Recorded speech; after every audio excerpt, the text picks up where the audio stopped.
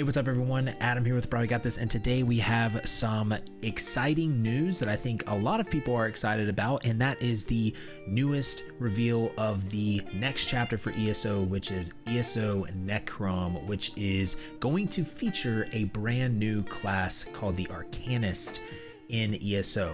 I, for one, think the class looks really cool, but I'll get into my opinions on what I think overall of the reveal a little later in the video, but I'm going to tell you guys and gals everything you need to know about this reveal and everything we know so far, so you guys don't miss any information. So let's go ahead and hop into the video. Thank you again to all my patrons and members. I really do appreciate it. If you want to become a member, check out the link below in the description. You get your name up here in the video, early access to videos, and access to our members only Discord, and much more. So thank you again to all of you amazing people. So they just revealed that ESO will be going to the Telvanni Peninsula, and that is going to be called Necrom, or the chapter is going to be called Necrom, and we're also going to be able to traverse into a Daedric plane called Apocrypha. This is a area of ESO that was in Elder Scrolls 3, they said, and I believe Arena as well.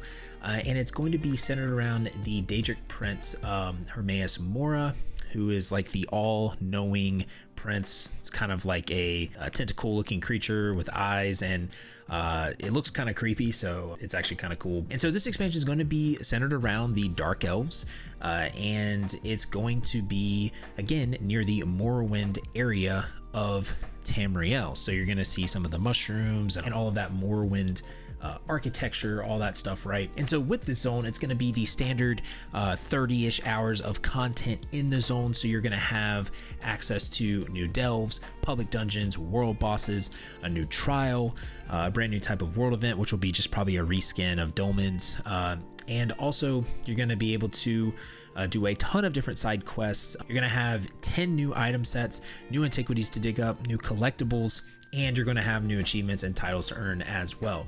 There's actually going to also be a new Tales of Tribute deck, which I don't think people are really that excited about, but it's called Almalexia, and so that is going to be coming into the game as well.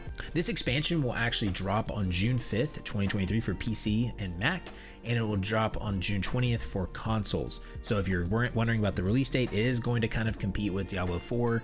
Obviously, we'll see which one's more popular. It'll probably be Diablo 4, but that is the release date of this expansion. Now let's talk about the biggest thing coming to this expansion, and one of the most refreshing things to hear: a new class, and this is called the Arcanist.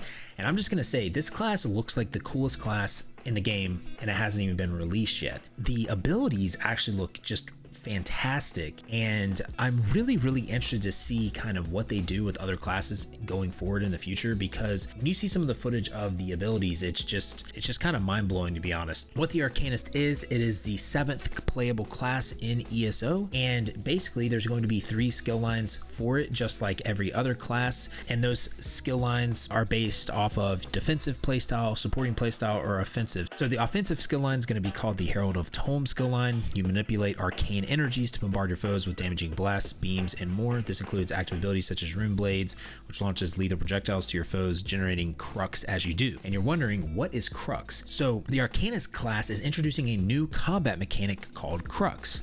As you activate certain Arcanist class abilities, you generate crux, which you can save up and spend when you're activating other specific abilities. The more crux you generate before spending, up to a maximum of 3, the more your ability is empowered when you do spend that crux. So how you utilize the crux and generating and spending the abilities on your combat rotations will have a major impact of your combat effectiveness, so plan accordingly. I, for one, am really excited about that, because that's something different than any class actually has. So the supporting role skill line is called Curative Runeform skill line, and you can use healing runes to keep your party alive, shield your allies as well, and you can even help navigate the battlefield with portals, which is actually really cool, which is called the Apocryphal Gate, which they showed on the stream, which you can literally teleport through. It's freaking awesome. And if you want to play defensive, the skill line for that is the Apocryphal Soldier skill line, so that'll probably be the tank skill line, and that's gonna just feature shields, and Runespite Ward skill can be improved with crux. You're obviously gonna have other defensive skills and everything like that as well.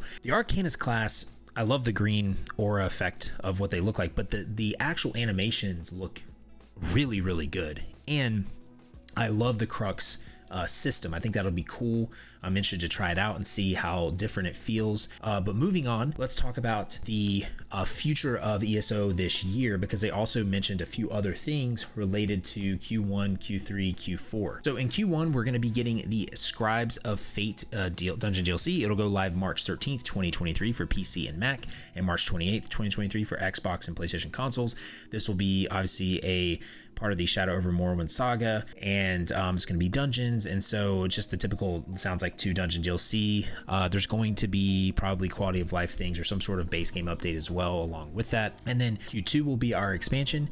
Q3, they're focusing on bugs like they said in their roadmap. And Q4, they gave us a quick teaser of what they're working on for Q4, which is a brand new system. They're trying to do one every Q4 or work on different parts of the game or polish the game. That's something they noted in the actual live stream. They're working on an endless dungeon. That I'm actually really excited about, because that's something I've wanted in the game for a while, because they could literally it could bring you back to keep playing to get more rewards. And so I'm excited about that. They didn't give much information on that, but that's pretty exciting to me. And then some other notable things that they're bringing into the game. They're obviously adding 2 more companions. That is Sharp as a Knight, which is an Argonian, and Xander, which is a Red Guard. And they also talked about with the Arcanist, you have to get black books or something like that. And so I don't know if you're going to be finding these like lore books, or if you're going to be just leveling up something else. I don't really know how it works. That is going to be interesting. So now I want to get into my thoughts, my reaction, my opinions, and what I think about this in general. First of all, this was way better than the reveal of ESO High Isle. I definitely think people are going to be more excited for this. I mean, I don't think we could get as worse as High Isle was with the card game feature.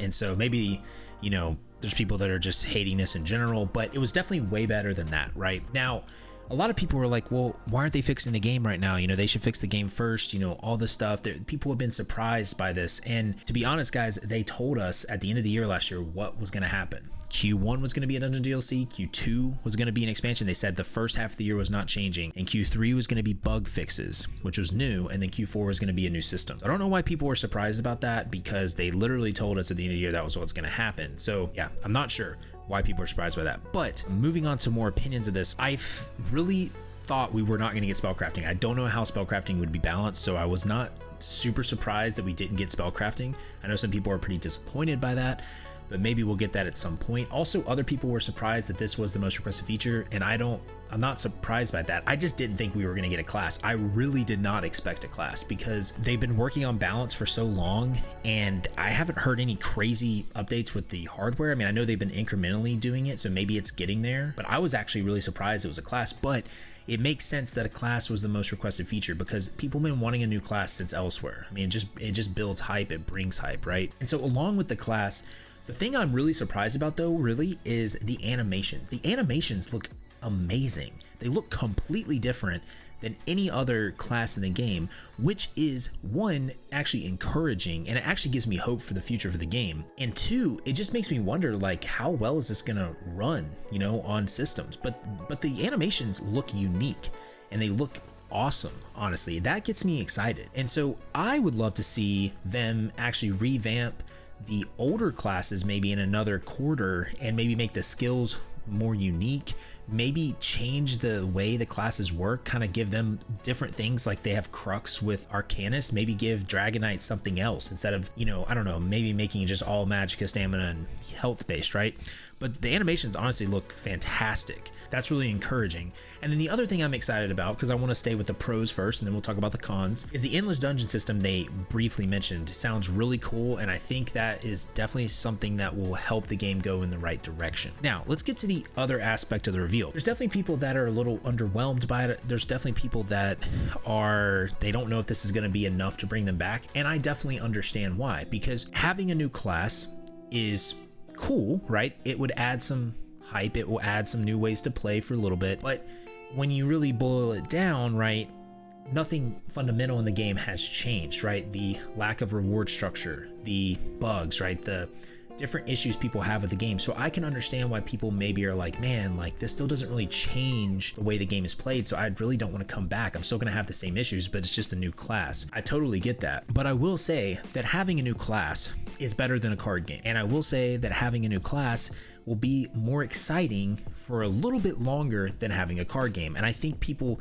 you know, for me personally, I'm actually excited now to make builds for this new class because it's something new, it's something fresh, it's something to dive into and see like how we can use these builds in different content, right? I think that the class is still going to have a decent amount of hype and will still bring excitement to the game, but I understand why people might not still play the game until they make some significant base changes to the game and how it's played in like Q3 and Q4. And so I totally get that and I understand that, but I will say overall I am pretty excited for it because it does give me a new class to play and I've been looking for something else to do in the game. And so I'm excited to try out new classes and to build craft with this because again, the abilities look awesome and I'm excited to try and see if I can make something really cool because you guys know I like making just wacky builds and everything, so you will see some builds from me. That does excite me, and so overall I am excited for it. I do want them to change some things in the game. I want some fundamental things to be addressed, but that will not come until later this year, and that's something that they talked about. I'm not expecting that to be right this minute. Let me know what you guys think down in the comment section,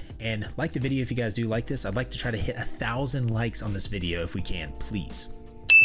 But I'd love to hear your feedback down below as well. And again, thank you to my members and patrons. If you want to become a member, check out the link below in the description. But until next time, y'all, just remember, have faith, be great, and I'll see you on ESO.